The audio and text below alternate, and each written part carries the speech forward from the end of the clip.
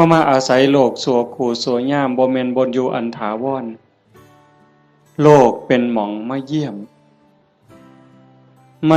มาพักขันคนมีปัญญาก็สิฮู้จักสร้างน้ำทำบุญเก็บเกี่ยวสัมภาระธรรมเก็บกรรมบุญกุศลเพื่อนำพาดวงจิตดวงใจเจ้าของให้มันไปดีกว่าเก่าให้มันไปดีไปงามเพราะว่าถ้าตราบใดเฮายังบ่ทันถึงมรรคผลนิพพานการเวียนว่ายตายเกิดมีแน่นอนโยมจงมั่นใจเด้บาปมีจริงบุญมีจริงชาติหน้าชาติก่อนมีจริงนรกก็มีจริงสวรรค์มีจริงเฮ็ดดีก็ย่อมได้รับผลดีจริงเฮ็ดชั่วก็ย่อมได้รับผลชั่วจริงผู้ที่มีสัมมาทิฏฐิเบื้องต้นจังสี่ก็จังสิพยายามบ่ให้วันเวลาชีวิตผ่านไปโดยเปล่าประโยชน์พยายามสิเอากำไรให้มันเป็นชีวิตที่มีกำไรเฮามาเยี่ยมมายามมีวันเวลาที่อาศัยอยู่ในโลกนี้บ่โดนก็ถือเอาประโยชน์ให้ได้หลายที่สุดเพราะว่าเมื่อสิ้นลมหายใจปั๊บทุกอย่างคืนสู่ธรรมชาติบ่ได้หยังจากแนวนอกจากว่าโลกเป็นสถานที่ที่เฮามาเยี่ยมมาเยือนมาพักสัวข้าวในขณะเดียวกันชีวิตส่วนที่เป็นร่างกายเนี่ยก็บ่แม่นของเฮาอีกเป็นของยืมชีวิตเป็นของยืมเฮายืมมาจากธรรมชาติยืมจากดินจากน้ำจากลมจากไฟก่อกำเนิดเกิดมาเป็นร่างกาย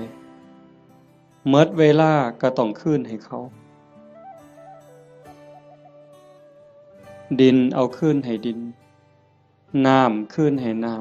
ำลมคืนให้ลมไฟคืนให้ไฟแต่ว่าชีวิตส่วนที่เป็นจิตใจจิตวิญญาณก็ต้องเดินทางต่อไปในวัฏสงสารไปไสล่ะบ่ฮู้ไปสู่อบายก็ได้นรกเปรตอสุรกายสัตว์เดรัจฉานผู้ที่สร้างบุญไว้บ่พอหรือว่ารักษาจิตไว้บ่ดีก็ย่อมล่วงลงสู่อบายแต่หากผู้ใดตั้งโตอยู่ในความบ่ประมาทคือญาติโยมทั้งหลายนี้เป็นผู้บ่ประมาทในความบ่เฒ่าบ่แก่บ่เจ็บบ่ไข้คิดว่ากูบ่ตายง่ายดอกเฮาบ่คิดบ่ประมาทในความบ่เฒ่าบ่แก่บ่เจ็บบ่ป่วยแล้วก็บ่ประมาทในวันเวลาของชีวิตมันสร้างบุญสร้างกุศลเชื่อว่าบุญกุศลนั้นเป็นที่เพิงผู้ที่เดินทางสายศีลสายธรรม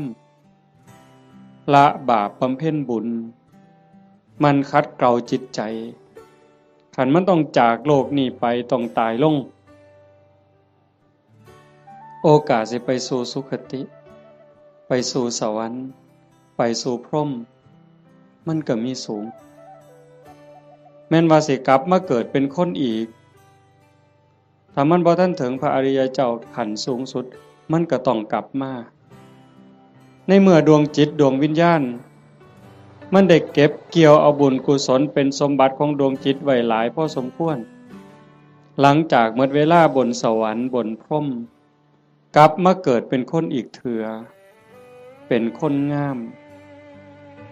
รูปร่างหน้าตาผิวพรรณฐานะความเป็นอยู่ก็ดีสติปัญญาเฉลียวฉลาดโรคภัยไข้เจ็บหน่อยอายุยืนอันนี้เป็นเรื่องของบุญเป็นผู้จัดสรรเป็นผู้ดลบันดาลเป็นผู้กำกับบุญนั่นจึงเป็นที่เพิงเป็นมิตรสหายในทุกๆสถานทุกการทุกเวลาแต่ว่าบาปนั้นมันตรงกันข้ามเป็นสิ่งตามหล่างตามพรานเป็นสิ่งที่ตามเผาล้นก่อให้เกิดความทุกข์ความเดือดร้อน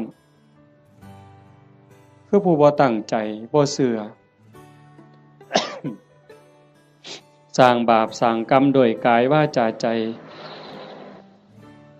ความคิดก็บ่ถูกต้องคำเว้าก็บ่ถูกต้องการกระทำก็บ่ถูกต้องเฮ็ดอันใดก็หวังเอารัดเอาเปรียบผู้อื่นในชีวิตเป็นอยู่นี่ก็หาความสุขบ่พอ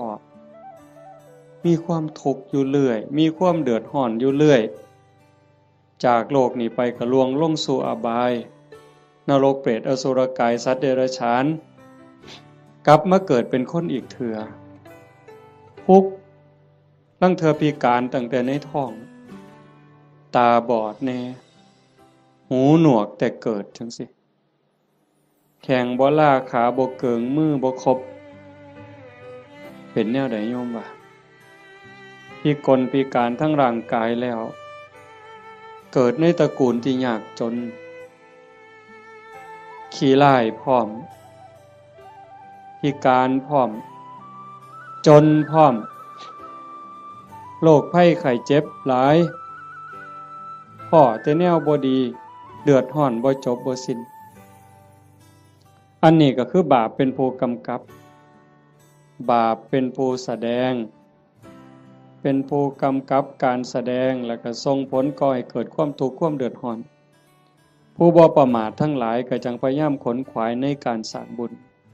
แต่มาจังว่าอนุโมทนาสาธุกับญาติโยม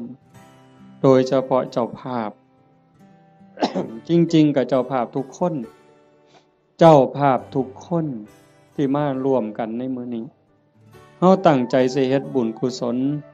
อุทิศไปถึงโยมพ่อใหญ่ตาโยมแม่ใหญ่พุทธอุทิศแปลว่าให้เฮ็ดบุญหวังสิส่งไปฮอดโยมแม่ใหญ่ตาโยมพ่อใหญ่พุทธบุญรัตน์อันนี้ก็คือเจตนาอันนี้คือความหวังตั้งใจของญาติโยมทุกคนแต่ว่ามันสิเป็นไปดังใจบ่อาตมาเว้าค้างไว้ตั้งแต่ตอนต้นๆลังเถื่อเฮาคิดจังหนึ่งคิดอยากได้จังสี่แต่มันก็บ่แม่นคือใจเฮาคิดหมดคันคือใจเฮาคิดหมดเฮาก็คือสิเป็นเศรษฐีกันสู่คนบ่มีผู้ใดอยากทุกข์จากคนบ่มีผู้ใดอยากขี้ร้ายตั้งแต่เลขบ่ทันซื้อก็หวังว่าสิถูกอยู่บ่ต้องเว้าถึงซื้อแล้วเด้นี่อันนั้นคือความหวังถูกเลข3โตวก็บ่เอาสำเร็จผู้ลางคนนี่อยากถูกฮอดรางวัลที่1พุ่นซื้อลอตเตอรี่ครับแต่มันเป็นคือคิดบ่ล่ะตั้งแต่ของอยู่ในโลกนี่เห็นกันอยู่เว้ากันอยู่มันก็ยังบ่แม่นอันนี้สิเฮ็ดบุญให้ผู้ตายนี่ห้วยไกลแห้งไกลความคิดชาโนตโสนีพราหมณ์นั่น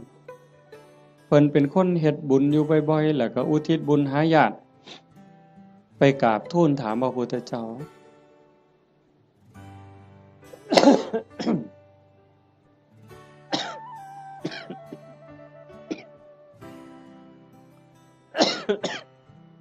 เพิ่นว่าเพิ่นเฮ็ดบุญดูๆเนี่ยอุทิศไปให้ญาติที่ล่วงลับไปญาติได้รับบ่พระพุทธองค์เพิ่นก็ว่ามันบ่แน่นอนดูก่อนพราหมณ์มันแล้วแต่ฐานะคำว่าแล้วแต่ฐานะคือผู้ที่จากไปนั่นเขาไปไสคันเขาไปตกนรกเขาก็บ่ได้รับผลบุญนี่ทันทีนรกเพิ่นบอกว่ามีอยู่457ขุม457ขุมบ่ได้บุญทันทีคันสิได้ก็ในเมื่อรับรู้รับทราบแล้วก็ยินดีอนุโมทนาสาธุนำสิ่งที่เฮาเฮ็ดเฮาทำเขาก็จังสิได้คันไปเกิดเป็นเปรตมี12ชนิดที่สิได้บุญฉับพลันทันทีก็มีอยู่ชนิดเดียวคือปรัตถตูปชีวีอีก11กลุ่ม11คณะ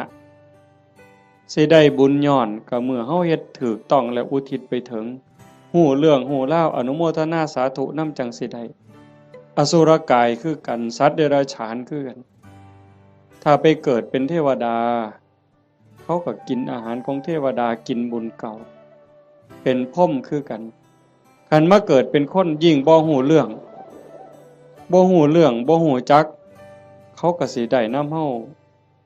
จังใดบัดนี้มันก็บ่ได้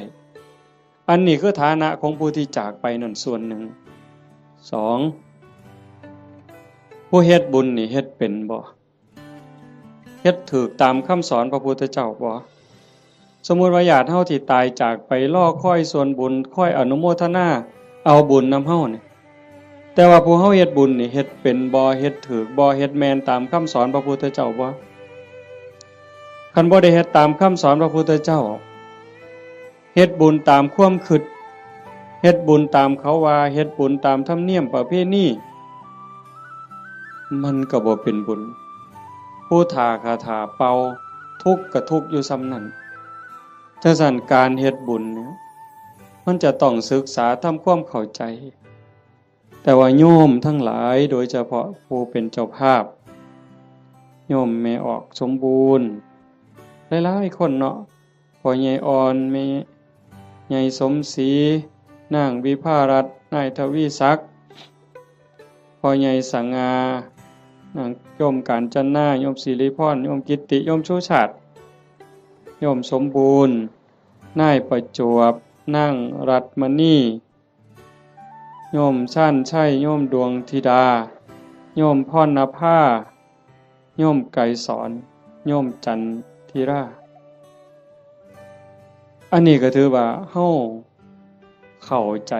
พอสมควรคณะบ่เข้าใจในคำสอนพระพุทธเจ้าบ่ได้ฟังเรื่องบุญบ่ได้ยินเรื่องบุญจนเข้าใจแล้วเฮาก็จะเฮ็ดบุญจังซี่บ่ได้บ่เฮ็ดดอกต้องเฮ็ดอีกอย่างหนึ่งถ้าสั่นการเฮ็ดบุญมันเป็นการ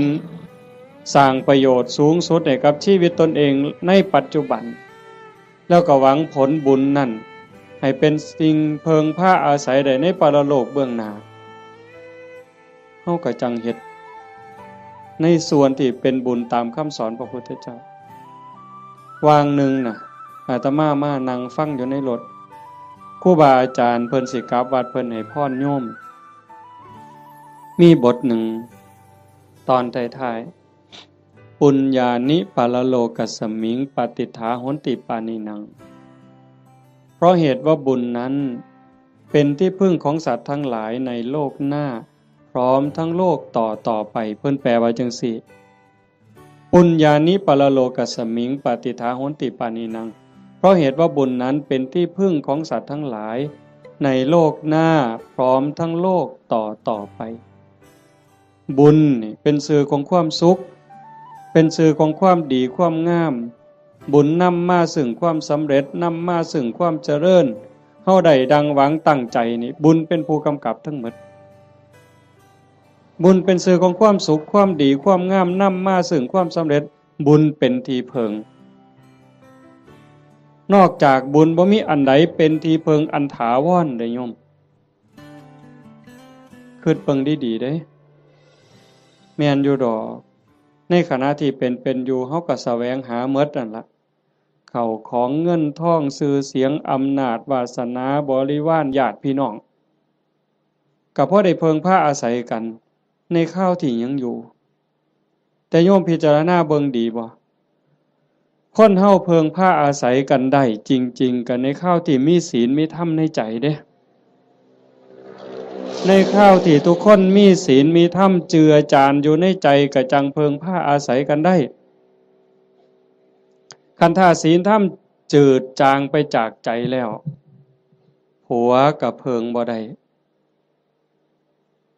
เมียก็เพิงบ่ได้ลูกก็เพิงบ่ได้โยมเปิดโทรทัศน์เบิ่งสิได้ยินเกือบซุมื้อเห็นเกือบซุมื้อผัวฆ่าเมียเมียฆ่าผัวพ่อแม่ฆ่าลูกลูกฆ่าพ่อแม่พี่น้องฆ่ากันหมู่ฆ่ากันผู้บางคนมีเงินหลายๆก็คิดว่าสิอยู่เย็นเป็นสุขบ่เงินนั่นล่ะพาเจ้าของเดือดร้อนนอกจากสิถือเขามาแย่งมาปล้นมาจี้จับไปเรียกค่าไถ่บางเทื่อเห็นว่าเจ้าของมีเงินหลายก็ไปข่มคนอื่นสร้างความเดือดร้อนให้ผู้อื่นก็โดนจับปรับไม้ใส่โทษเมื่อดีบ่ดีเขากู้เขายืม ขาปิดปากขาล่างนี่ก็มีเห็นบ่ล่ะ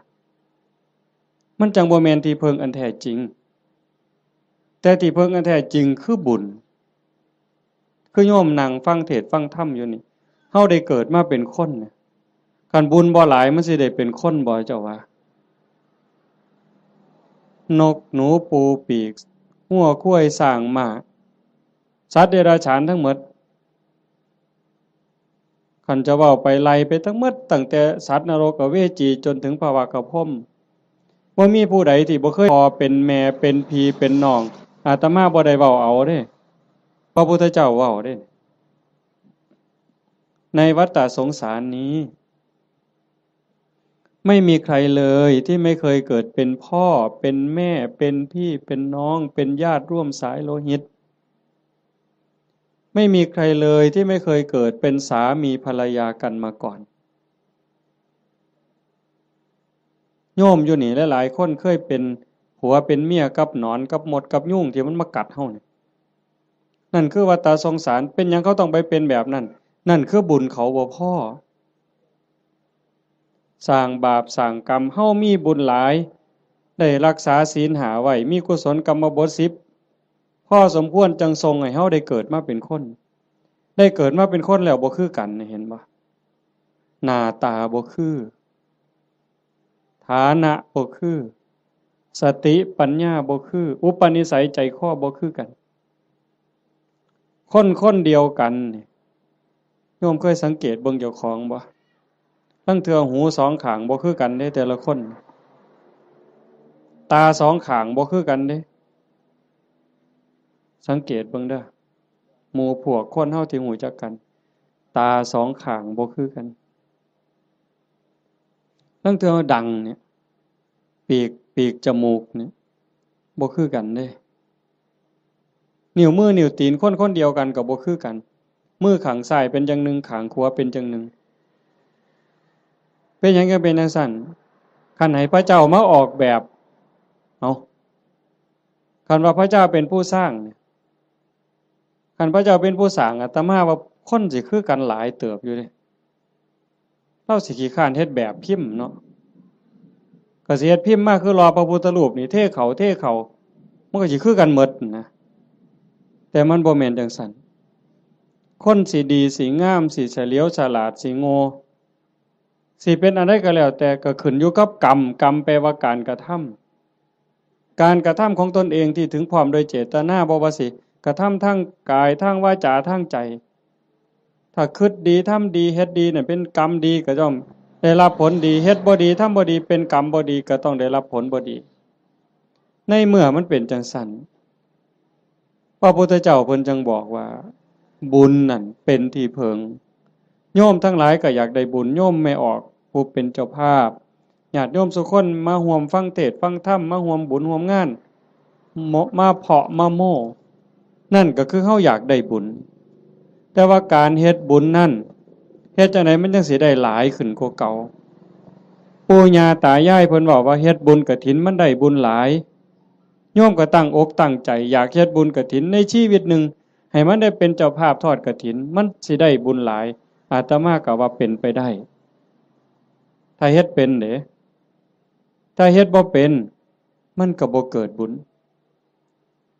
คำโบราณเพิ่นว่ามีกฐินบูดกฐินเน่ากฐินเศร้าหมองอีหยังเพิ่นว่าจังซี่แต่คันเฮ็ดเป็นบัด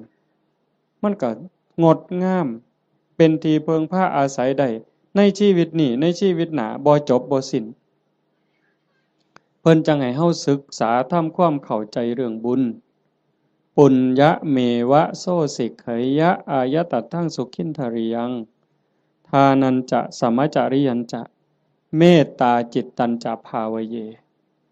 เอเตธัมเมภาวยิตตวาทโยสุขังสมุทเยอภยาปัจฉังสุขขังโลกังบันติโตอุปปัชชติถ้าบุคคลใดปรารถนาบุญอันเลิศพึงศึกษาทำความเข้าใจเรื่องบุญนั้นให้ดีๆจงเลือกทำบุญชนิดที่มีความสุขเป็นกำไรโยมฟังเข้าใจบ่เนี่ยถ้าบุคคลใดปรารถนาบุญอันเลิศ จงศึกษาทำความเข้าใจเรื่องบุญนั้นให้ดีๆจงเลือกทำบุญชนิดที่มีความสุขเป็นกำไรคำว่าบุญอันเลิศคือบุญประเสริฐดีงามประเสริฐเลิศเลิศก็แสดงว่าต้องมีสิ่งที่ตรงกันข้ามนั่นคือบุญกระจอกบุญกระจอกบุญบ่พอสิได้ประโยชน์ไปเย้าก็เอิ้นว่าบุญคือกันอยู่บุญกระจอกเป็นบุญชนิดที่มีความทุกข์เป็นกำไรเป็นบุญนอกคำสอนพระพุทธเจ้าเป็นบุญคิดเอาเป็นบุญตามเขาว่าเอิ้นชื่อว่าบุญคือกันบุญแข่งเหือเห็นบ่เป็นบุญบ่อนไหนล่ะหมู่เจ้าว่าบุญบั้งไฟจังสิเอาเป็นบุญบ่อนไหนเอาเฮาก็เอิ้นว่าบุญอยู่ได้นี่บุญบั้งไฟตั้งแต่ไปเตรียมทานนี่ก็เท่าใดเคิกเวลาเท่าใดหมดเงินหมดทองเท่าใดผัวเมียผิดกันเท่าใดหมดให้หมดหน้าไปเท่าใดได้ป๋าลูกป๋าผัวป๋าเมียเท่าใดนั่นบ่บุญตายเท่าใดพิการเท่าใดนั่นคือบุญบ่น่ะนี่บุญตามเขาว่าบุญแข่งเหือคือกันนั่นคือบุญกระจอกอาจสิลงทุนเป็นล้านผู้ว่าราชการจังหวัดมาเป็นประธานเปิดบุญได้เฮ็ดบักอย่างใหญ่นี่นั่นคันระดับจังหวัดก็ยังจะคักหลายกว่าเก่าดีบ่ดีก็ฆ่ากันตายในงานนั้นอันนั้นคือบุญกระจอกอาจสิลงทุนเป็น100 ล้านพันล้านก็ได้แต่บ่แม่นที่เพิงบ่ได้เป็นสมบัติของจิตของใจหยังเลยบุญตามเขาว่าบุญตามประเพณีอีกอย่างหนึ่งขันบุญในบ้านในชุมชนจังซี่แต่อาตมาเป็นเด็กน้อยคือบวชมาใหม่ๆก็ยังได้มีซุมื้อก็ยังเหลืออยู่แต่ก็น้อยลงในบางจุดพอเฮาเว้าดูชี้แจงดูอย่างว่าบ่มีเหล้าบ่มียาบ่เป็นบุญดอกบ่ฆ่าหมูบ่ฆ่างัวบ่ฆ่าควายสู้กันกินนี่บ่เป็นบุญดอกบ่มีหมอร้องหมอลำบ่แม่นบุญดอกอันบุญจังสั่นเป็นบุญตามเขาว่าเป็นบุญกระจอกนอกพุทธศาสนาบุญชนิดนั้นมีความทุกข์เป็นกำไรมีความทุกข์เป็นกำไรมีความทุกข์เดือดร้อนตามมาบ่จบง่ายบ่สิ้นง่ายแถวตำบลดอนแลดเนี่ยอาตมากระเสือว่าโยมเคยเห็นปีกายอาตมาเทศน์ทั้งฟังนั่นอันนั้นเพียงแต่หมดหลายอยู่ด้วยกอตองหมอลำครูหมู่ฮ้อข้าวต้มมวยแม่นบ่มื้องั้นจังซี่นี่หมอลำ300,000ก็ว่าเอาบุญบักคักเด้อเอาก็ได้ไปก็แล้วแต่ว่าบุญที่พระพุทธเจ้าสอนมันเป็นบุญชนิดที่มีความสุขเป็นกำไรอาจสิบ่ต้องลงทุนพอสลึงก็ได้บัดมันมีหยังแหน่บุญที่พระพุทธเจ้าสอนเป็นบุญในเขตพุทธศาสนาเป็นบุญสงบเย็นแล้วก็มีความสุขเป็นกำไรทานันจะท่านคือการให้การแบ่งการปันโยมให้ออกสมบูรณ์ต้อนรับพี่ในป่าพ่อลุงน่ะบ่าวน่ะสาวลูกเต่าเล่าหลานมาเพาะมะโม่บุญตั้งแต่น้ำเป่าๆน้ำดื่มธรรมดาแก้วหนึ่งต้อนรับกันโยมไม่ออกสมบูรณ์ก็สบายใจเห็นบ่ไหว้กันต้อนรับกันทักทายปราศัยเว้ากันดีๆซ้ำนี่ก็เป็นบุญบุญคือความสุขฟังให้ดีเด้บุญคือความสุขความอิ่มใจความเบิกบานใจแล้วบุญนั้นไม่มีโทษบ่แม่นม่วนซื่อๆเด้ต้องบ่มีโทษบ่มีภัยนำในโลกนี้ในโลกหน้าเก็บดอกไม้น่ะมาแต่ข้างหัวใส่พานยกใส่หัวบูชาพระรัตนตรัยความอิ่มใจก็เกิดนั่นบ่ต้องเสียหยังหลายยิ่งคือตอนเพลเฮาได้ถวายเพลยกสำรับกับเขาถวายครูบาอาจารย์ได้ไหว้พระได้รับศีลคันเข้าใจตั้งใจดีๆเกิดความสุขเกิดความอิ่มใจตรงนี้คันญาติพี่น้องเพิ่นอยู่ในฐานะที่สิได้เพิ่นก็ได้คันเฮาเฮ็ดถูกเฮ็ดแม่นนี่เพิ่นต้องได้คันเฮ็ดบ่ถูกบ่แม่นหมด100 ล้านพันล้านก็บ่เป็นบุญบ่ได้นำจังว่าทานันจะ ท่านคือการให้การแบ่งการปันตั้งแต่อามิสทานวัตถุทานข้าวน้ำสามปลาโภชนาอาหารปัจจัยสี่ทั้งหมดที่เฮาถวายกับหมู่สงฆ์ก็แล้วแต่อันนี้มันเกิดความสุขขันยิ่งธรรมทานให้ความรู้ให้ความเข้าใจที่ถูกต้องให้คำแนะนำที่เป็นประโยชน์ในการดำรงชีวิตที่เป็นศีลเป็นธรรมเป็นไปเพื่อความถูกต้องดีงามอันนั้นเป็นธรรมทานอานิสงส์ก็ยิ่งใหญ่กว่าเก่าบัดนี้คันเลยไปฮอดอภัยทานล่ะให้อภัยญาติโยมเคยเป็นอยู่บ่เฮาเครียดให้คนเครียดให้หมู่ก็ตามให้เอื้อยให้อ้ายก็ตามให้พี่ให้น้องก็ตามให้ลูกให้หลานหรือให้ลูกไผลูกเขยเฮาเครียดเฮาขมกักไว้ในใจนี่มันทุกข์มันอุกมันอังแต่คันเฮารู้จักให้อภัยปั๊บอโหสิปั๊บมันก็คือกับบงหนองบงเสียนเคยตำมือตำตีนตำแข้งตำขาต้องเอาซ้ำมือนี่ล่ะไปเสียนไม้ไผ่น้ำขอบเตียงขอบหยังมันเตรียมตำมือเข้ามานี่มันก็บ่พอล้มพอตายแต่มันนั่นเดียดเดียดเดียดอยู่เรื่อยบัดเฮาตัดสินใจบงออกเคลียร์เอาหนามนั่นออกเอาเสียนนั่นออกปั๊บโล่งการให้อภัยก็เป็นจังซั่นฝีจังสิโยมเคยเป็นฝีบ่แต่ต่อมาเป็นเด็กหน่อยฝีอยู่ก้นอยู่กับโพกโยมไม่ออกเพิ่นกีบักเขียบแหงกับเปลือกบักงิ้วกีจนมันใหม่ดำๆเอามาผสมกับปูนเคี่ยวหมากเอามาแปะมันดูดจูดจูดจูดปวดแต่มันคือยับออกปืดปืดปืดปืดบ่โดนหัวฝีหลุดปกออกมาเศร้าเจ็บเศร้าปวดทันทีนั่นคือท่านเด้นี่อามิสทานก็มีประโยชน์บ่น้อยอานิสงส์บ่น้อยอานิสงส์สิเป็นขันเป็นตอนขันเรามันสิยาวโพดเอาง่ายๆซ้ำพื้นฐานเนี่ยซ้ำสิเอาบุญเนาะโยมเนาะคือเมออกเมคั่วเนี่ยเฮ็ดอยู่เฮ็ดกินคือมาจังซี่ล่ะโจมปลาเขาพระน้ำสู้กันกินแล้วบัดกินแล้วสิเอาถ้วยเอาซ้ำไปล้างคันเมคั่วเข้าใจจักน้อยสิเอาบุญเนี่ยเศษอาหารนี่เคลียร์ลงขยะแล้วมีแต่คราบไขมันคราบน้ำแกงอีหยังต่างๆที่มันติดอยู่กับถ้วยกับจานแม่ครัวเอาน้ำเทใส่แล้วก็มือลูบในแก้วในถ้วยในจานนั่นแล้วก็คิดในใจก่อนสิเทน้ำลงดิน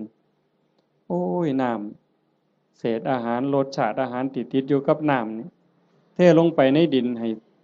สัตว์อาศัยในดินมันได้กินเด้อพวกขี้ไก่ดักไก่เดือนไก่มันได้กินแล้วไก่มันอยู่ดีมีแห้งสุขกายสุขใจเด้อแล้วเทลงไปปุ๊บซ้ำนั่นพระพุทธเจ้าว่าเป็นบุญที่นับประมาณไม่ได้แค่นี้เด้อโยมเพราะท่านได้เป็นหยังย้อนได้นี่เป็นบุญหลายจนนับประมาณบ่ได้ซ้ำเฮานับบ่ได้แล้วว่าฝนตกเนี่ยมันจักเม็ดแม่น้ำมูลแม่น้ำโขงแม่น้ำเจ้าพระยาหรือน้ำในทะเลนี่เฮานับบ่ได้ว่ามันจักซ่อนจักแก้วจักขวดจักลิตรจักแองจักโองเฮาบ่สามารถจะนับได้เพียงแค่เฮาเทน้ำล้างถ้วยล้างจานลงในดินแต่เจตนาให้พวกเชื้อโรคพวกขี้ไก่เดือนให้มันได้กินซ้ำนี่ก็บุญมหาศาลพระพุทธเจ้าเพิ่นก็ยังไล่ขึ้นมาจากสัตว์เดรัจฉาน100 เทื่อพันเทื่อก็บ่สู้ให้คนขี้เมาคนบ่มีศีลบ่มีธรรมตีหัวหมาด่าแม่คนคันให้พวกนี้เทื่อเดียวก็ได้หลายกว่าให้สัตว์เดรัจฉาน100 เทื่อพันเทื่อให้คนบ่มีศีลบ่มีธรรมจังซั่น100 เทื่อพันเทื่อก็บ่ได้บุญหลายเท่าให้โยมผู้มีศีล5 เทื่อเดียวเพราะว่าคนมีศีลมีธรรมมันสิเฮ็ดโลกนี่สงบร่มเย็นแล้วก็เป็นประโยชน์นำกันอีกให้คนผู้มีศีล500 เทื่อพันเทื่อก็บ่ได้บุญหลายเท่าให้ผู้มีศีล8พ่อใหญ่แม่ใหญ่เฮาไปจำศีลอยู่วัดใน ในมื้อวันพระวันศีลหรือมีงานปฏิบัติธรรมไปนุ่งขาวห่มขาวนั่นแหละเป็นเนื้อหน้าบุญผู้ศีลหาบริสุทธิ์ร้อยเทื่อพันเทื่อก็บ่ได้บุญหลายเท่าให้ผู้มีศีล8เทื่อเดียวให้ผู้มีศีล8ร้อยเทื่อพันเทื่อก็บ่ได้บุญหลายเท่ากับให้เน้นน้อยผู้เดียวได้บัดนี้เน้นน้อยศีล10เด้ให้เน้นน้อยศีล10ร้อยเทื่อพันเทื่อก็บ่ได้บุญหลายเท่ากับให้พระภิกษุศีล227เทื่อเดียวให้ผู้พระภิกษุเนี่ยศีล227ร้อยเทื่อพันเทื่อก็บ่เกิดบุญหลายเท่ากับให้นักบวชนอกศาสนาที่เขาฝึกฝนอบรมบ่มจิตบ่มใจจนคมราคะความรู้สึกระหว่างเพศขาดสะบั้นลงแล้วไล่ขึ้นมาอีกเป็นเก่าชั้น10ชั้นบนบ่ไล่ดอกจนฮอดพระพุทธเจ้าจนฮอดสงฆ์ที่มีพระพุทธเจ้าเป็นประธานอานิสงส์ก็หลายขึ้นหลายขึ้นให้กับคณะสงฆ์ที่มีพระพุทธเจ้าเป็นประธานร้อยเทื่อพันเทื่อก็บ่ได้บุญหลายเท่ากับสร้างวิหารกันแดดกันฝนกันลมสร้างวิหารร้อยหลังพันหลังก็บ่ได้บุญหลายเท่ากับให้ธรรมะเห็นบ่บัดนี้ตัวนี้บ่เสียหยังแล้วเด้บัดนี้บ่สู้ให้ธรรมะเป็นท่านในความรู้ให้ความเข้าใจอย่างว่าให้ธรรมะเป็นท่านก็ได้บุญได้กุศลมาอยู่ได้บุญได้เกิดความร่ำรวยได้เกิดความงามความดีแต่ว่าบางเทื่อมันก็ยังแบกศาลานั่นกูก็สร้างกุฏินี่ก็สร้างโบสถ์ก็สร้างกฐินก็เฮ็ดซุปีคันบ่มีกูนี่บ่ว่าทีเดียวเลยบัดนี้เป็นจังได๋บัดดีบ่หลวงพ่ออย่าเว้ายากเด้บ่เฮ็ดกฐินให้เด้เป็นจังได๋บัดบ่มาก็ได้เด้วัดนี่นานครูพระแล้วนั่นเพิ่นว่าเพิ่นคักซั่นเด้จังต้องมาที่อภัยทานฮู้จักให้ธรรมะฮู้จักให้อภัยคือจิตทำจิตให้ว่างทำจิตให้เป็นอิสระผลมันก็มีอานิสงส์ต่างกันหลายขึ้นหลายขึ้นสูงขึ้นสูงขึ้นอันนี้คือทานได้อันที่1ทานันจะสมจริยันจะบุญชนิดที่มีความสุขเป็นกำไรสม่ำเสมอควบคุมอากับกิริยาคำปากคำเว้าให้เป็นไปโดยสงบเสงี่ยมอันนั้นคือศีลสำรวมวาจาใจให้เรียบร้อยศีลนี่จังมีอานิสงส์หลายเพราะว่าของมาทานลักมากก็ได้โกงมากก็ได้ปล้นมากก็ได้ฆ่ามากก็ได้ได้บุญหลายแต่มันอาจสิบ่บริสุทธิ์เห็นบ่ศีลมันเป็นอุบายออกจากการเบียดเบียนตนเองก็บ่เดือดร้อนคันมีศีลเด้คนอื่นก็บ่เดือดร้อนเป็นหยังโยมก็เข้าใจอยู่ศีลข้อที่1เจตนาเป็นเครื่องงดเว้นจากการทำสัตว์ที่มีชีวิตให้ตกร่วงบ่ว่าถึงขาเลยแม้แต่เบียดเบียนเขาหักแข้งหักขาหักปีกเขาก็บ่เฮ็ดให้เขาผากพ่อผากแม่ผากลูกก็บ่เฮ็ดมันเป็นทุกข์มันเดือดร้อนคันเฮามีศีลข้อที่1โลกทั้งใบก็สงบบ่มีผู้ใดย้านไผสิทำอันตราย2ทรัพย์ที่ดินที่ดอนเงินทองแก้วแหวนของผู้ใดก็ฮักของผู้ใดก็แพงเขาก็คือเฮาเฮาก็คือเขาชีวิตและทรัพย์สินกันว่าข้อที่1อีกจักหน่อยเนี่ยร่างกายอย่าว่าแต่มาเข็นมาขาเถาะทุบตีก็บ่เอาไปเอามานี่ไม่ออกพอออกเคยเป็นบ่หมอสิฉีดยาป้องกันโรคป้องกันภัยเขาสิฉีดวัคซีนบ่ให้เฮาเจ็บเฮาป่วยบางเทื่อก็เจ็บบ่ให้เขาฉีดตั้งแต่ไปโรงเรียนนี่ครับว่าหมอสิฉีดยามื้ออื่นนี่ห้วยข่อยไข้ลดแล้วข่อยบ่ไปแล้วเห็นบ่นั่นคือชีวิตเขาก็คือเฮาคือเขาทรัพย์สินสมบัติคือกันข้อ3ลูกหลานผัวเมียพี่สาวพี่ชายน้องสาวน้องชายผู้ใดก็คือกันผู้ใดก็ฮักผู้ใดก็หวงญาติพี่น้องของเจ้าของสามีภรรยาลูกหลานเจ้าของคันเฮาเห็นอกเห็นใจกันจังซี่คันบ่ได้แต่งการแต่งงานบ่แม่นว่าเฮาฟังคือตื้นๆเข้าใจกันเพิ่นๆว่า ศีลข้อที่3นี่ไม่ให้ล่วงเกินสามีภรรยาคนอื่นจริงๆบ่แม่นแต่ผัวเขาเมียเขาเด้ลูกหลานพี่สาวพี่ชายน้องสาวน้องชายคันบ่ทันได้เข้าพิธีแต่งงานสมรสพ่อแม่เขาบ่ทันอนุญาตเฮาไปล่วงเกินเขาก็ผิดศีลข้อนี้หมดข้อ2เจตนาเป็นเครื่องงดเว้นจากการถือเอาสิ่งของที่เจ้าของเขาไม่ได้ให้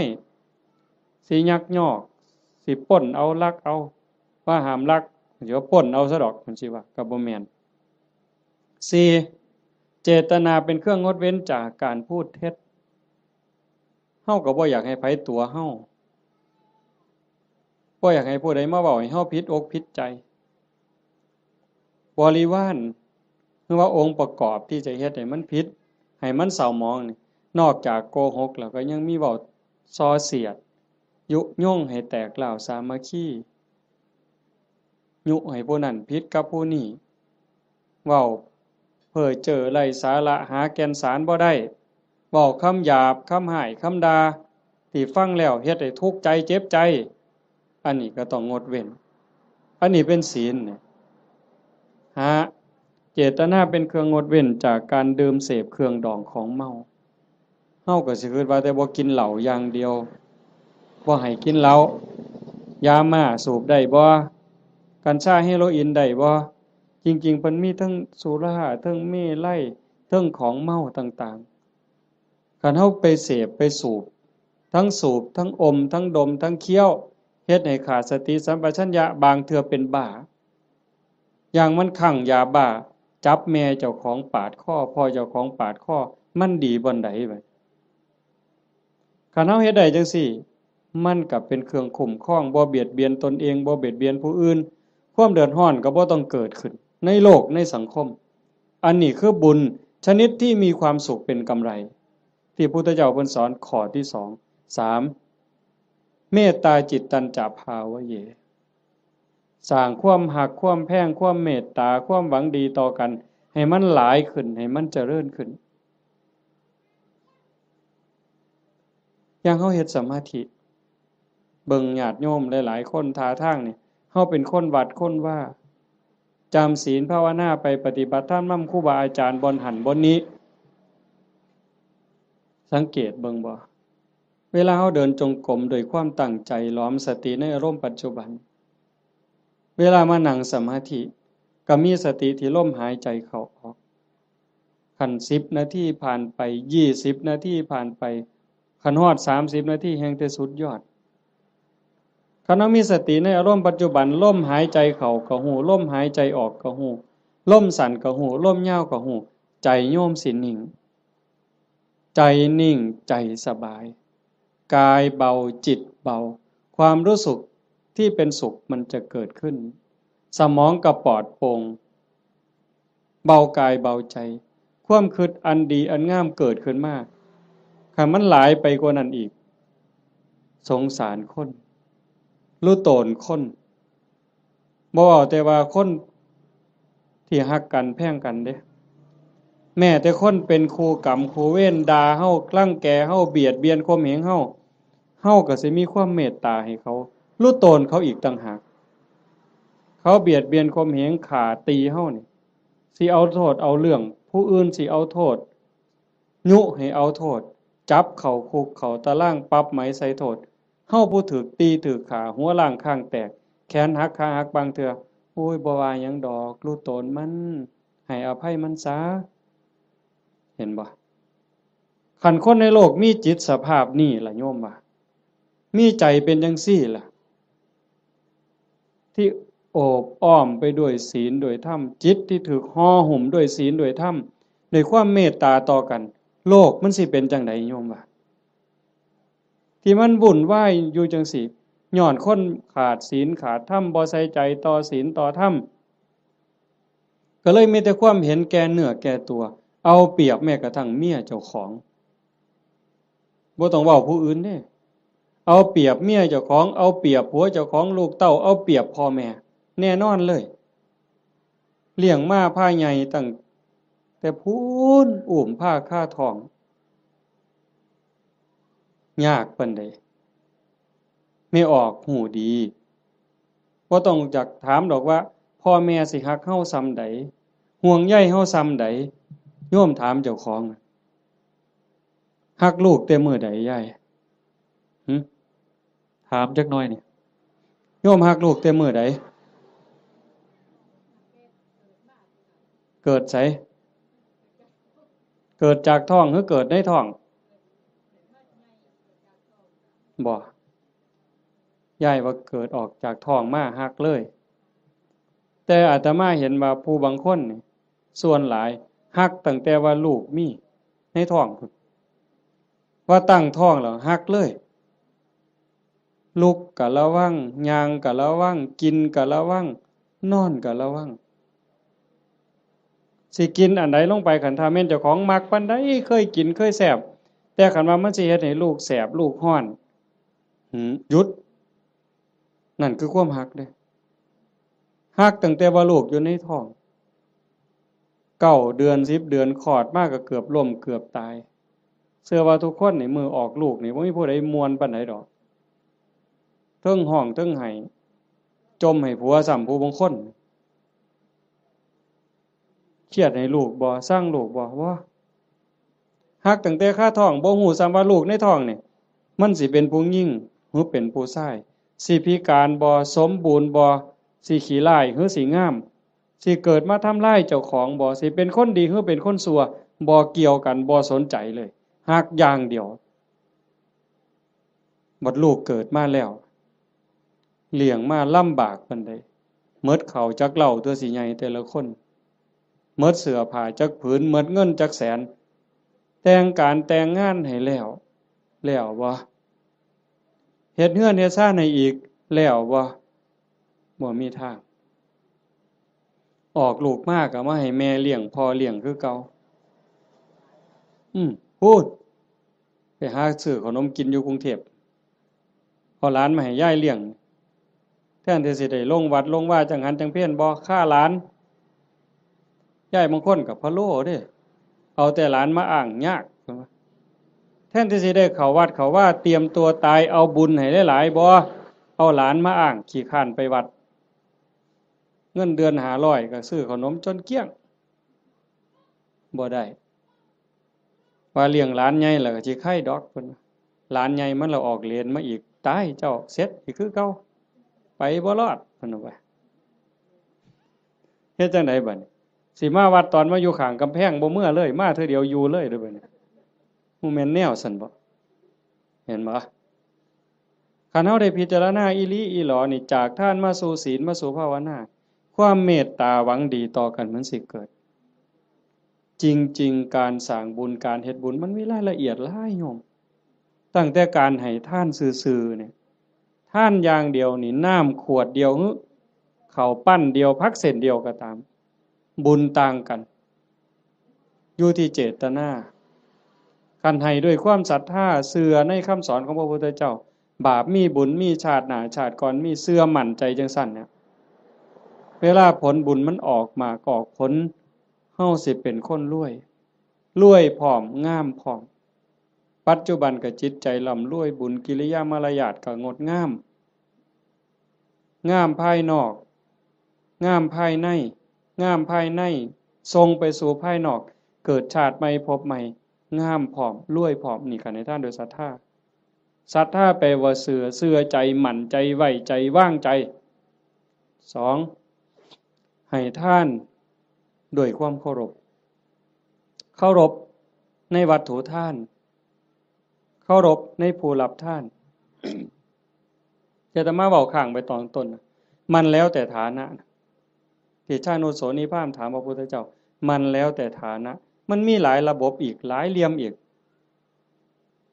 ผู้รับท่านน่ะมีศีลมีธรรมบ่อย่างคือทอดกฐินนี่ครูบาอาจารย์เพิ่นมีศีลมีธรรมได้ฝึกฝนได้อบรมมื้ออื่นเวลาพ่อใหญ่พาไปกาวกฐินฮือย่ายผู้เป็นเจ้าภาพอุ้มผ้ากฐินถวายเนี่ยมื้อนั้นอาตมาไปเห็นอยู่วัดหนึ่งเพิ่นนิมนต์ไปรับนำเพิ่นเขียนคำถวายให้เจ้าภาพนี่อุ้มผ้าไตรจีวรตั้งนะโมแล้วก็พาหมู่ว่าอิมังพันเตกฐินะจีวรทุตสัง อาตมาก็เหลียวเบิ่งหน้าเจ้าภาพก็คิดเบิ่งใจเจ้าภาพคิดเบิ่งใจญาติโยมอีกหลายๆคนโยมว่าเป็นตาอ่อนซ่อนบ่ในชีวิตหนึ่งเฮาได้อุ้มผ้าไตรจีวรกล่าวถวายสังฆทานถวายผ้ากฐินว่าเป็นบุญใหญ่เป็นบุญสุดยอดมันสิเป็นความภูมิใจสิเป็นบุญปานใดโยมว่าคิดเบิ่งเด้อยายชีวิตหนึ่งนี่เฮาให้ได้เฮ็ดคันบ่ได้เฮ็ดกองใหญ่เป็นเรื่องเป็นราวคือเพิ่นกลับไปห่วมเพิ่นเฮ็ดได้อันนี้คือสิ่งที่ได้เด้บุญเนี่ยติดตามไปในโลกนี้โลกหน้าหน้าที่ไผได้เฮามาอาศัยโลกชั่วคราวบ่แม่นของเจ้าของดินนี่สิว่าของเฮาซั่นบ่หน้านี่สิว่าซื้อเจ้าของในโฉนดสิภูมิใจซั่นบ่มันสิภูมิใจจักมื้อจักหน่อยเขาก็เปลี่ยนเป็นชื่อผู้อื่นล่ะเฮ้ยอยู่ในทะเบียนบ้านมันเจ้าสิสถานะเจ้าบ้านนี่ชื่อขึ้นก้อนหมู่นั่นสถานะเจ้าบ้านน่ะจะร้องตายมึงติพอ24ชั่วโมงยังเขามาทับตาแดงใส่ปรับหล่นตายว่าซั่นว่าเจ้าบ้านเจ้าบ่ต้องไปไสเด้อเจ้าอยู่หั่นเด้คันแม่นเจ้าบ้านอีหลีนั่นต้องเป็นเจ้าของอยู่ตลอดมันบ่แม่นหน้าก็บ่ได้สวนก็บ่ได้รถก็บ่ได้บ่ได้หยังจักอย่างแนวใดคือบุญบุญนี่แนวใดเพิ่นจังว่าต้องทำความเข้าใจอีหยังให้มันหลายๆทานก็เฮาให้ด้วยความศรัทธาให้ด้วยความเคารพในผู้รับทานครูบาอาจารย์เป็นผู้มีศีลมีธรรมผู้รับทานเป็นหมู่สงฆ์เฮาถวายข้าวสงฆ์เจ้าของเองก็เป็นผู้บริสุทธิ์ย้อนหยังสะอาดย้อนหยังย้อนศีลก่อนสิทำบุญให้ทานถวายต่างๆเพิ่นจังให้เฮาสามารถทานศีลนั่นคือชำระความเศร้าหมองในใจคันเฮาไปฆ่าสัตว์มามันก็เศร้าไปลักเขามาก็เศร้าไปนอกอกนอกใจสามีไปล่วงเกินผู้อื่นมามันก็เศร้าหมองเอาน้ำมาอาบหมดน้ำทะเลมันก็บ่สะอาดใจบ่สะอาดดอกไปตัวเข้ามาไปดื่มเสพเครื่องดองของเมามาสิใส่ผงซักฟอกอันใดสบู่อันใดล้างออกมันก็บ่สะอาดแต่ขันสมาทานศีลปั๊บปานาติปาตาทินากาเมมุสาสุราปั๊บพระสงฆ์เพิ่นสรุปศีลให้ปั๊บสำบายใจล้างความหม่นหมองความเศร้าหมองในใจนั่นออกมานั่นเป็นผู้บริสุทธิ์นี่เด้มันสิเกิดภละอานิสงส์หลายๆมันแล้วแต่ฐานะสิเกิดบุญจังไดนี่1ผู้ให้บริสุทธิ์2วัตถุที่มาทำบุญก็บริสุทธิ์3ผู้รับก็บริสุทธิ์ผ้ากฐินมาทอดกฐินนี่มันสิบริสุทธิ์บ่เป็นกฐินเน่ากฐินบูดกฐินเศร้าหมองบ่ผ้านั่น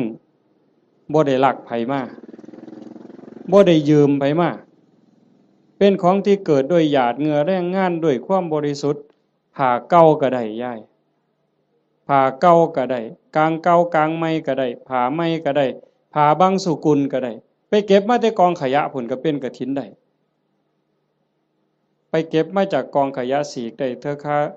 ท่อนละซ้ำฝ่ามือทำศอกซ้ำแขนมาหยิบต่อกันเฮ็ดผ้าสบงได้ผืนหนึ่งเก่าๆก็ได้แต่ว่าเป็นกรรมสิทธิ์โดยชอบธรรมด้วยความถูกธรรมนั่นคือวัตถุทานที่บริสุทธิ์บุญกุศลมหาศาลแล้วก็ประกอบกับเจตนาอีกก่อนให้นี่มีศรัทธาบ่ตั้งใจไว้ดีบ่คันมีความศรัทธามีความเหลื่อมใสของนั้นแม้นมันสิน้อยสิราคาหลายปานใดพักเครื่องเส้นแต่ก่อนให้มีความศรัทธามีความตั้งใจสักกจังทานังเทติ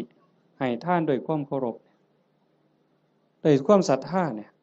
ของนั้นมันสิมีค่ามีราคาหน่อยเฮาตั้งอกตั้งใจถวายพระพุทธเจ้าว่าบุญบ่น้อย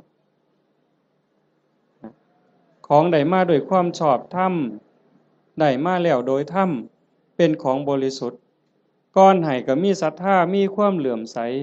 ในขณะที่หยิบยื่นให้ทรงให้ยกประเคนก็ภูมิใจดีใจ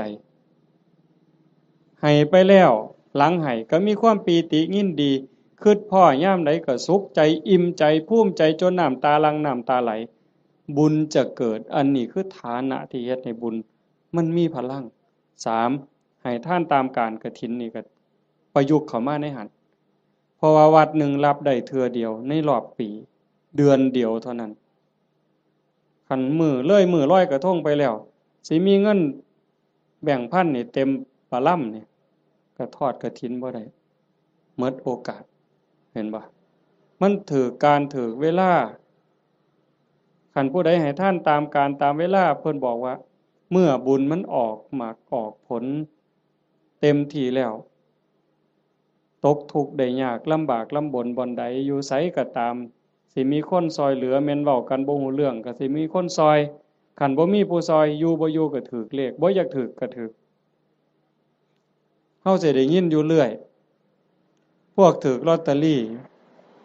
ถูกแจ็คพอตบางเทื่อก็แม่ค้าขายผักบางเทื่อก็3ล้อบางเทื่อก็คนกวาดถนนพวกเรานี่บ่ได้ซื้อประจำดอกกวาดถนนไปเข็นผักไปรู้ตนเห็นคนตาบอดเห็นคนพิการ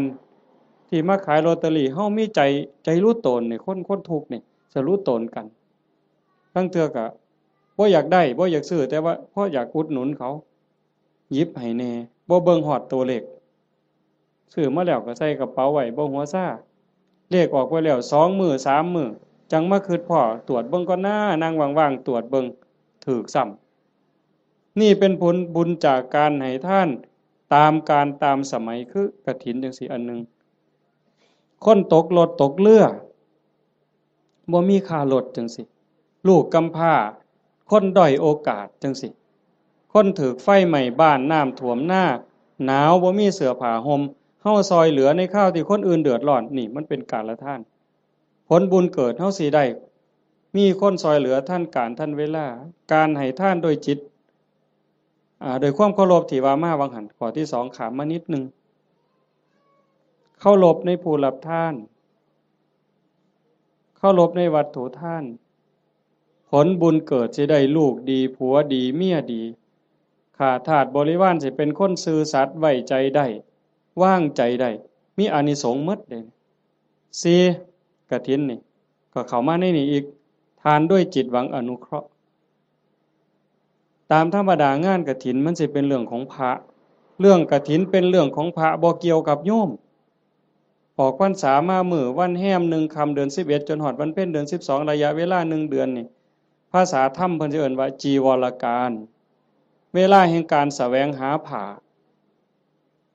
ออกพรรษาปั๊บเพิ่นก็สิแยกย้ายกันไปเพราะว่าผ้าสมัยเก่ามันบ่ได้ดีคือซุมื้อผ้ามันเปื่อยเป็นฝ่ายอีโป้แม่นบ่พ่อใหญ่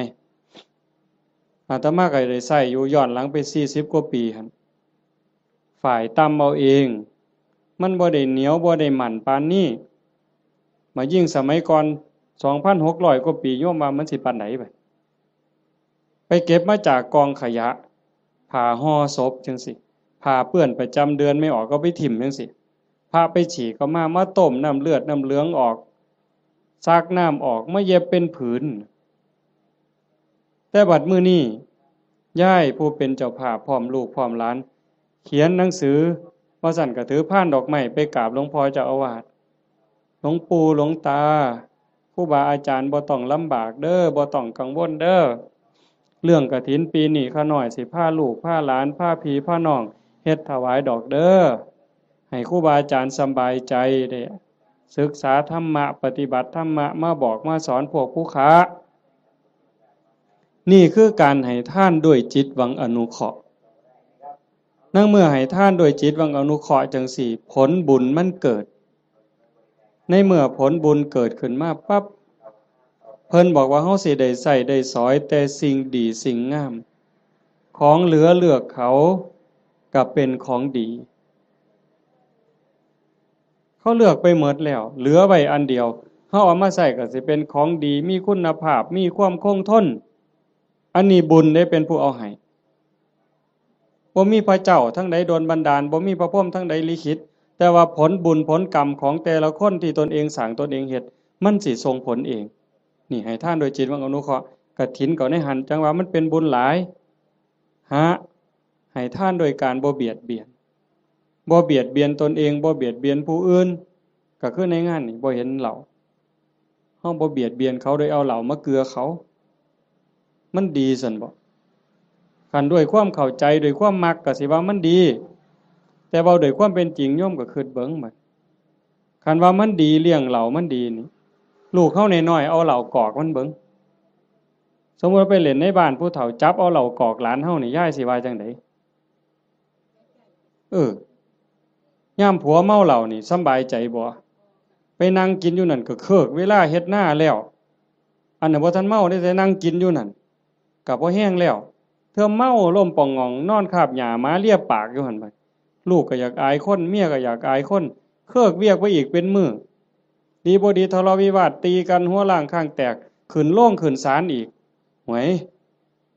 แขนหักขาขาดพิกลพิการลูกกำพร้าเต็มบ้านเต็มเมืองนี่ย้อนเหล้ายังสิว่าดีอยู่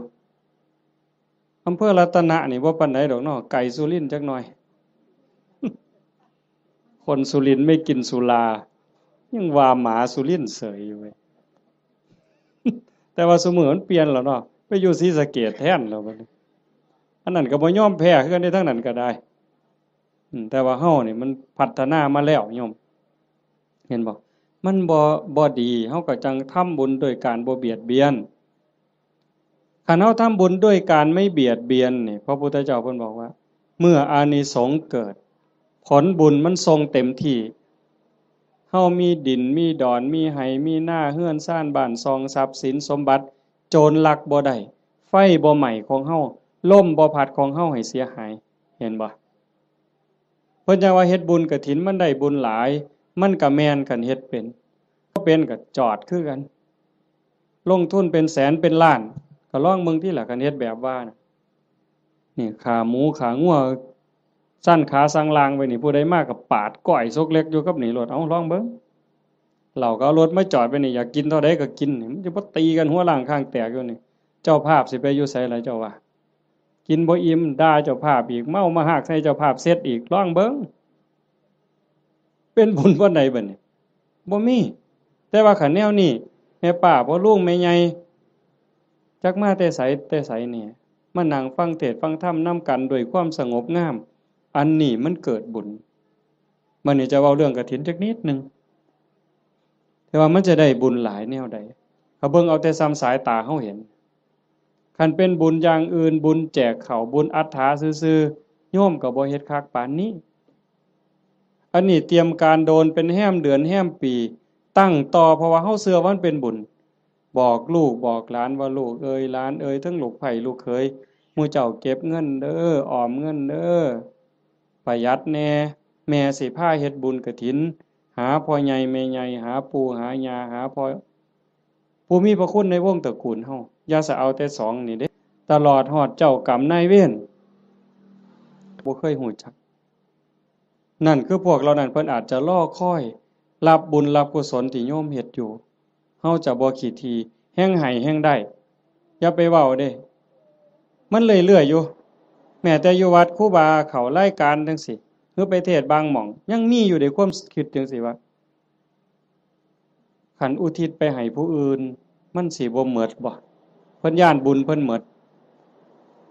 เฮ็ดแล้วต้องเอาผู้เดียวคันกรวดน้ำอุทิศไปมันสิหมดบ่เพิ่นย้านบุญหมดจริงๆมันบ่หมดยิ่งให้ยิ่งได้ยิ่งให้ยิ่งหลายเฮาเบิ่งคือเฮาเตรียมกฐินผูกผ้าเตรียมอาสสงฆ์เฮ็ดฝาเฮ็ดผ้าข้างหลังเฮ็ดสายลุงหาบักกล้วยบักอ้อยบักพร้าวตั้งอีหยังขึ้นมาไม่กวดหามากกกล้วยกกอ้อยหามากองกฐินนี่มันยิ่งใหญ่ความตั้งอกตั้งใจจังซี่มันก็ก่อให้เกิดบุญพอเฮาเฮ็ดด้วยศรัทธาเฮ็ดด้วยความเคารพเฮ็ดด้วยความตั้งใจนี่อานิสงส์มันหลายแล้วก็อีกอย่างหนึ่งหลังจากเฮานอกจากเฮาจะเฮ็ดด้วยความตั้งอกตั้งใจด้วยความศรัทธาแล้วประโยชน์มันเกิดกับพระพอประโยชน์เกิดกับพระที่เอิ้นว่าอานิสงส์เกิดกับพระแล้วมันก็ยังย้อนมาใส่โยมแม้แต่เฮาบ่เฮ็ดจังซี่อานิสงส์ที่มันเกิดจากการเป็นคนดีมีศีลมีธรรมที่เฮาเฮ็ดอยู่ประจำพระพุทธองค์เพิ่นก็บอกว่ามันมีอยู่4อย่างอันนั้นคือสากลสิใส่บาตรหน้าบ้านหน้าเฮือนซอยเหลืองานสาธารณะจังซี่งานวัดงานโรงเรียนงานตำรวจงานอนามัยเฮาไปซอยด้วยความตั้งใจด้วยความจริงใจเพิ่นว่า1ชื่อเสียงอันดีฟุ้งขจรไปไกลก็แม่นอีหลี ขันโยมเป็นคนดีมีจิตใจเอื้อเฟื้อต่อโลกต่อสังคมหนึ่งชื่อเสียงอันดีฟุ้งกระจรไปไกลสองคนดีย่อมคบหา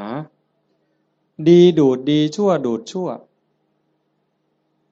พวกเล่นไพ่อันซุ่มไปวัดปฏิบัติธรรมนั่งสมาธิอันนี้ก็บ่ได้ยากคือกันไปแล้วบ่เฒ่าพร้อมแล้วบ่โทรศัพท์ถ้าค่อยได้เด้อไปโลดเห็นบ่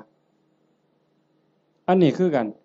อานิสงส์ของคนเฮ็ดคุณงามความดีชื่อเสียงอันดีฟุ้งกระจรไปไกลสองคนดีย่อมคบหาสามเป็นที่รักของมนุษย์และเทวดามนุษย์คือผู้มีใจสูงใจดีใจงามมีศีลหาเต็มเปี่ยมมีกุศลกรรมบท10หวังดีต่อพี่ต่อน้องนั่นคือมนุษย์เป็นมนุษย์คนแล้วก็เทวดาคนมีหิริมีโอตตัปปะนอกจากมีศีลแล้วมีธรรมแล้วก็ยังอายซัวกลัวบาปเข้ามากำกับในใจอีกนั่นเป็นมนุษย์เทโว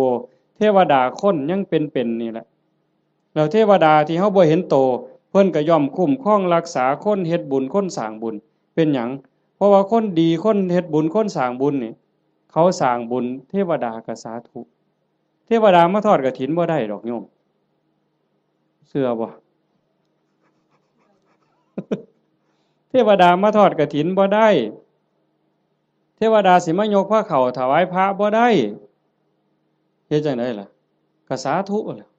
เห็นหมู่เฮาเฮ็ดมื้ออื่นนี่เพิ่นก็สาธุนั่งฟังเทศน์นี่เพิ่นก็สิสาธุนำเฮาเนี่ยเพิ่นก็ได้นำเฮาเพิ่นจังว่า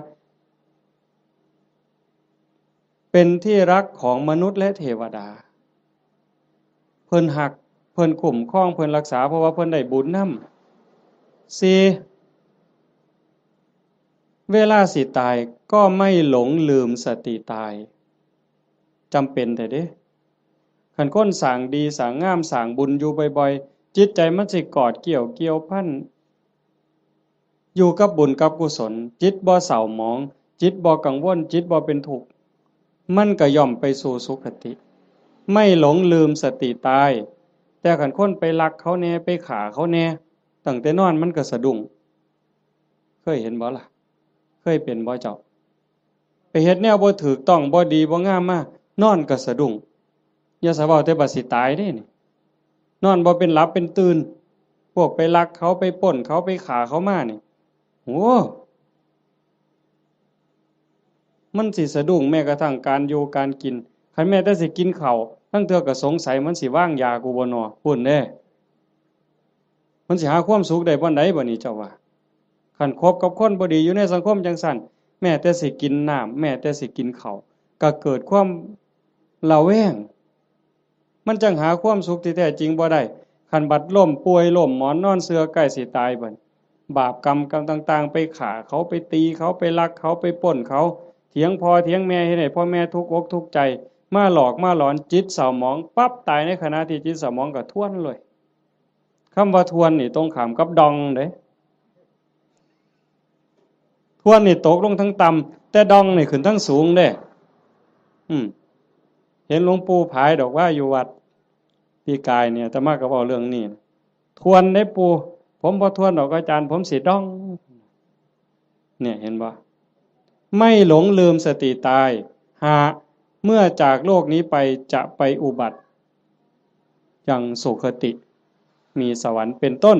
นี่คนเฮ็ดบุญสิเดินสายนี้มื้อนี้กฐินน่ะกฐินเฮาทอดกฐินปั๊บพระก็สิได้หา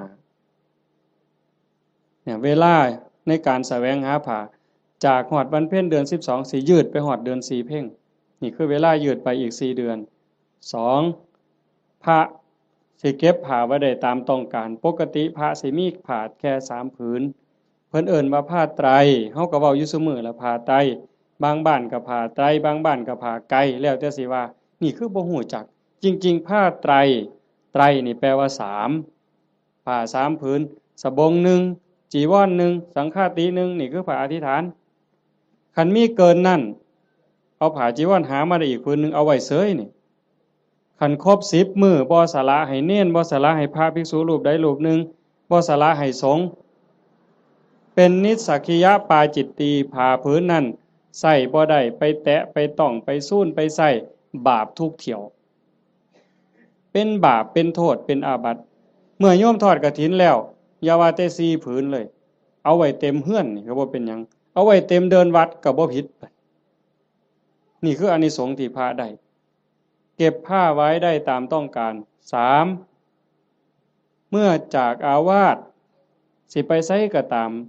ไม่จำเป็นต้องเอาผ้าไปครบสำรับบางหันว่ามีเกิน3บ่ได้มานี่ขาด3บ่ได้มาในข้อที่3เพิ่นเอิ้นว่าปราศจากจีวรสมมุติว่ามันบ่ทันได้ออกพรรษาบ่ทันได้รับอานิสงส์พรรษาอานิสงส์กฐินอาตมาอยู่วัดเคยมันเป็นวัดป่าเนาะกุฏิอยู่ไกลๆจังซี่ยามมื้อแลงนุ่งผ้าสบงสงน้ำมาตากไว้อยู่กุฏิบัดยามมื้อเช้ามาทำวัดอยู่ศาลามาอยู่ผีอยู่ศาลาจนแจ้งผ้าสบงผืนนั้นไปใส่อีกบ่ได้มันเป็นผ้าขาดราตรีเพิ่นเอิ้นว่าเป็นนิสักขิยะปาจิตตีผ้าสบงผืนนั้นต้องสละให้สามเณรต้องสละให้พระรูปหนึ่งหรือสละให้สงฆ์คันบ่สละไปแตะไปใส่ไปจับไปต้องขึ้นมาปั๊บต้องนิสักขิยะปาจิตตีเป็นบาปทุกเที่ยวโยมแต่ในเมื่อโยมทอดกฐินแล้วปั๊บได้รับอานิสงส์อย่าสว่าแต่อยู่ในวัดเอาผ่าอานิสงส์ที่โยมทอดกฐินมันคุ้มครอง4ฉันคณะฉันเป็นวงได้ฉันปรัมประฉันดูได้ที่จริงพระพุทธเจ้าเพิ่นขอร้องให้พระนี่ฉันในบาตรมันบ่ยากกับผู้อื่นแล้วก็ฉันเทื่อเดียวเฮาบ่ได้ทำให้ทำหน้าบ่ได้ไปแบกไม้ง่ายต่อหากินเองบ่ได้กินดูหลายโยมเขายากเมืองสิซะ ออกซื้ออาหารบ่ได้จังซี่แต่เมื่อโยมทอดกฐินแล้วปั๊บก็สามารถฉันเป็นกลุ่มเป็นวงได้เพราะว่าเฮ็ดผ้ามันอาจจะบ่แล้วง่ายในเวลาจังซี่จักหน่อยก็แล่นไปจูไฟเพราะมันบ่มีสีสำเร็จเด้ฟักบักมี่หาฟืนมาไว้พ่อใหญ่สิเคยเห็นแต่ก่อนแม่นบ่ย้อมเปลือกไม้ย้อมหากไม้ย้อมแก่นไม้เขี่ยวไว้จังซี่กำลังฉันอยู่ไฟอ่อนไฟสิมอดก็ออกไปจูไฟมาฉันอีกก็ได้จังซั่นน่ะเพิ่นว่าสิฉันจักเทื่อก็ได้แต่ว่าอย่าเกินเที่ยงคันพอทอดกฐินแล้วก็เป็นแบบนั้นบ่เป็นโทษข้อที่5บัดที่พระได้ลาภสักการะที่เกิดขึ้นคือของที่เขากองกฐินไปถวายมื้ออื่นเป็นของพวกเธอที่จำพรรษาในอาวาสนั้นพระในวัดบ้านเฮานี่วัดอีหยังบ้านวัดค่ำศรีบ่วัดค่ำศรีบ้านบึงพระที่จำพรรษายังวัดค่ำศรีบ้านบึงเป็นผู้ได้รับของทั้งหมดเนี่ยเจ้าคณะจังหวัดสุรินทร์มันร่วมนำหรือสิสมเด็จสังฆราชมาร่วมรับกฐินนำมื้ออื่นก็บ่ได้ดอกโอ้ยข่อยเป็นสังฆราชเด้อผ้าพื้นนี่ข่อยสิเอาดอกถูกใจแท้ๆบ่ได้เด้โยมบ่ได้นอกจากพระวัดเฮาสิตกลงปรงใจถวายจังสิได้เป็นของภิกษุที่อยู่ในวัดเราโยมได้5ข้อจำได้แล้วตัวพระได้5ข้อมั้ย1เวลายืดไปฮอดเดือน4แม่นบ่2เก็บผ้าไว้ได้ตามต้องการ3ไปปราศจากจีวรก็ได้4ฉันคณะฉันปรัมประออกชื่อโภชนะได้เพิ่นจังเฮาสิได้ยินครูบาอาจารย์เพิ่นบอกเรื่อยๆว่านิมนต์ฉันเพลนิมนต์ฉันจังหันบ่แม่นอาจารย์นิมนต์ฉันตำบักหุ่งบ่ได้อาจารย์นิมนต์ฉันต้มปลาอันนี้ก็บ่แม่นนิมนต์ฉันข้าวอันนี้ก็บ่แม่นคันรับกฐินแล้วก็ได้อยู่จังซี่นะแต่เฮาก็บ่จำเป็นก็จักสิไปว่าเฮ็ดหยังเนาะก็แล้วไปดอกบัดนี้โยมได้หยังบัด1อายุยืนผู้ทอดกฐินผู้ร่วมไปอนุโมทนากฐินสิได้ประโยชน์คืออานิสงส์1อายุยืนชาตินี้อาจจะท่านบ่ทันก็บ่แน่บาปเก่ากรรมเก่าที่เฮ็ดไว้มันอาจกำลังส่งผลอยู่คันบุญเก่าบ่แห้งพอมันก็ต้องไปตามนั้นแต่คันเฮาเฮ็ดด้วยความตั้งใจชาติต่อไปพบต่อไปผลบุญมันตามทรงนี่1อายุยืนทั้งตัวเลข80ปี90ปี100กว่าปีแข็งแรงบ่แม่นนอนอยู่ในห้อง ICU ว่าอายุหลายปานใด100ปีโอ้ก็บ่พอใจดอกแนวนั้นเนาะ นอนในห้อง ICU ให้อาหารทั้งสายอย่างหันใจเองก็บ่ได้ก็จักสิยืนไปหยังล่ะเว้ยแต่ก็บ่แม่นแต่ตัวเลขซ้ำนั่นผมก็ยืนผมบ่งอกง่าย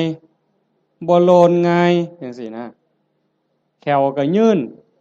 บ่ขูบ่ลนบ่โยกบ่ค้อนนี่ตาก็ยืน70ปี80ปีห้อยก้นเข็มปั๊บแง่ปั๊บดึงจักโลดนั่นคือบุญเด้น่ะคันผู้บุญบ่หลายบัดนี้ว้ายใส่แว่นสายตาตั้งแต่อยู่ประถมพี่อย่าสว่าแต่เข็มเย็บผ้าเลยเข็มเย็บกระสอบนี่ก็จอยหู้ล้มแข้งนี่ก็แง่บ่ถึกอยู่ นั่นคือบุญบ่พร้อมโยมคันทอดกฐินแล้วมันสิได้บัดนี้ตาสิดีแต่ชาติต่อไปเด้คันมีของเก่าก็เอาชาตินี้ลดแล้วหูดีบัดนี้หูก็ยืนแขวก็ยืนตาก็ยืนผิวพรรณก็ยืนบ่คือกันเด้ผู้บางคน40ปีนี่เฒ่าเพราะปัญหยังแต่ผู้บางคน50 60 70นี่ผิวพรรณยังสดใสอยู่สีดำสีขาวก็ตามดอกแต่ว่าบ่เหี่ยวบ่ย่นหลายนั่นมันเป็นบุญทั้งหมดนะโยม1อายุยืนย้อนหยังยืนย้อนโยมถวายกฐินแล้วพระสามารถบ่เป็นโทษทางพระวินัยได้รับอานิสงส์ยืดไปฮอดเดือน4นี่คือมันตอบกันทันที3 2แม่เว้ย2โยมสิรวยย้อนหยังย้อนโยมทอดกฐินแล้วพระสามารถเก็บผ้าไว้ได้ตามต้องการโยมก็สิเป็นผู้ร่ำรวยด้วยโภคทรัพย์แก้วแหวนเงินทองเอียงต่างๆอย่างเว้ามาหั่นแหละ3โยมมีทรัพย์สินสมบัติขึ้นมาแล้วโจรลักบ่ได้ไฟบ่ไหม้ลมบ่พัดพระราชาบ่ยึดเขาเป็นของหลวงเป็นหยังย้อนโยมทอดกฐินแล้วพระเพิ่นสามารถไปปราศจากจีวรเอาผ้าไปบ่ครบก็ได้พระวินัยบ่ผิดบ่พลาดตรงนั้นคุ้มครองทั้งโทษพระวินัยให้ก็เลยเกิดมาคุ้มครองทรัพย์โยมอานิสงส์มันว่าคุ้มครองตรงนี้โยมถวายกฐินแล้วพระรับผ้าไว้ได้ตามต้องการก็เฮ็ดให้โยมรวย4โยมทอดกฐินปั๊บพระฉันเป็นวงได้ฉันปรัมปราออกสื่อโภชนาได้โยมสิได้รับอานิสงส์บ่ต้องศาสตราบ่ต้องอาวุธบ่กินของแสลงบ่ต้องยาผิดแม้กระทั่งเขาเจ้าว่างยาใส่ยาเฮาก็สิปลอดภัยพุ่นเด้บ่ผิดกระบูนเป็นโรคภัยเจ็บไข้ได้ป่วยสิบ่เป็นกินของแสลงบ่ผิดโรคจากอาหารการกินเหล่านั้นอันนี้คืออานิสงส์จากการได้ทอดกฐินข้อที่4ข้อที่5คันเฮาเกิดมาเป็นผู้หญิงชาติต่อไปพบต่อไปสิงามหน้าตาดีผิวพรรณดีสุขยิ่งข้อที่5นี่อานิสงส์ข้อที่5สิงามคันเกิดเป็นผู้ชายชาติใดชาติหนึ่งคันได้เกิดพร้อมพระพุทธเจ้าสมัยที่มีพระพุทธเจ้ายังทรงมีพระชนมายุอยู่สิได้ฟังธรรมต่อเบื้องพระพักตร์ฟังเทศน์ที่พระพุทธเจ้าเทศน์ให้ฟังแล้วสิได้บรรลุธรรมแล้วขอบวชพระพุทธเจ้าบวชให้พระพุทธเจ้าเป็นอุปัชฌาย์คันบอกภาษาเฮาเอหิภิกขุอุปสัมปทานั่นคืออานิสงส์จากการทอดกฐินมันบ่น้อยเด้โยมจังซั่นจังพากันตั้งอกตั้งใจเด้อลูกเต้าเราหลานก็ตามเด็กเล็กเด็กน้อยก็ตามโยมไม่ออกผู้เป็นเจ้าภาพหลักตุ่มพี่ตุ่มน้องถือว่าเป็นประมุขเป็นประธานเป็นหัวหน้าเทวดาให้เฮ็ดใจให้ม่วนๆบ่ได้เฮ็ดดูปานใดดอกปีนี้อาตมาก็จะเฮ็ดอยู่หายใจเจ้าของนี่จากนี้ไปให้มันงามๆไผสิว่าจังได๋ก็สร้างสิเกิดอิหยังขึ้นก็ให้ใจเฮาสงบให้ใจเฮางามเพื่อมันสิเป็นแรงเกื้อหนุนทรงจิตวิญญาณเฮาให้ไปที่ดีที่งามไปสู่ที่ชอบที่สุขตินอกจากนั้นเฮาก็มีความหมายหมั่นปั้นมือว่าสิอุทิศบุญกุศลให้บุคคลผู้มีพระคุณเป็นพ่อเป็นแม่ปู่ย่าตายายผู้มีพระคุณทั้งหลายที่เฮาฮักเฮาแพงตลอดถึงเจ้ากรรมนายเวรที่ว่าไปว่าหั่นว่าได้เฉพาะปรัตถตูปชีวีอันนั้นคือได้ทันที แต่นอกจากนั้นสิเป็นสัตว์นรกก็ตามเป็นเปรต11จางนั่นชนิดนั้นก็ตามอสุรกายสัตว์เดรัจฉานเทวดาอินทร์พรหมคันเพิ่นได้เห็นการกระทำที่งดงามคือโยมเฮ็ด1 ชั่วโมงที่ล่องลอยมาพบมาพ้อมาเห็นอดบ่ได้ย่อมอ่อนซ่อนย่อมอนุโมทนาเพิ่นสิได้นำเฮาตอนเพิ่นอนุโมทนายินดีนำอ่อนซ่อนนำอันนี้นักปราชญ์ก็ยกย่องบัณฑิตก็สรรเสริญแม่นพระพุทธเจ้ามาพบมาพ้อเฮานั่งฟังเทศน์สมโพธิกองกฐินอยู่จังซี่พระองค์ก็ย่อมอนุโมทนาสาธุจังซั่นจังว่าบุญตรงนี้เกิดแน่ๆเกิดหลายซ้ำเด้บ่แม่นแต่อาตมาเว้าโยมได้ไหว้พระโยมได้ถวายทานโยมได้สมาทานศีลได้ฟังพระเพิ่นสวดมาติกาสักบงสุกุลเฮาได้ฟังเทศน์ฟังธรรมด้วยความเคารพอันนี้คือกิริยาอาการที่เป็นบุญปุญญกิริยากุศลกิริยามันกลายเป็นบุญเป็นกุศลให้โยมเฮ็ดไปเรื่อยๆจนกว่าสิบ่มีลมหายใจบ่อิ่มบ่เต็มบ่เพียงบ่พอง่ายอย่าว่าพอแล้วล่ะอย่าว่าพระพุทธเจ้าตรัสรู้เป็นพระสัมมาสัมพุทธเจ้าแล้วมีมื้อใดที่พระพุทธเจ้าบ่เฮ็ดบุญบ่เป็นแบบเป็นอย่างบ่สอนธรรมแม้กระทั่งลมหายใจสุดท้ายพระองค์ก็ยังได้ตรัสสังขารทั้งหลายมีความเสื่อมไปเป็นธรรมดาเธอทั้งหลายจงตั้งตนในความไม่ประมาทประโยชน์ตนก็อย่าประมาทประโยชน์คนอื่นก็อย่าประมาทประโยชน์ทั้งสองฝ่ายก็อย่าประมาทให้รีบสร้างรีบทำ